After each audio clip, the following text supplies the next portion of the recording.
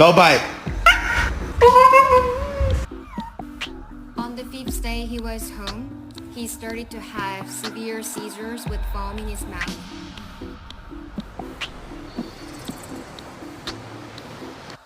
Yo, watch my dog follow my food.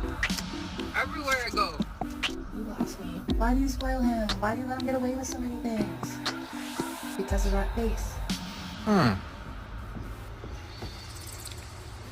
Oh, and then what is this? Oh, that fits right fucking there. Oh my.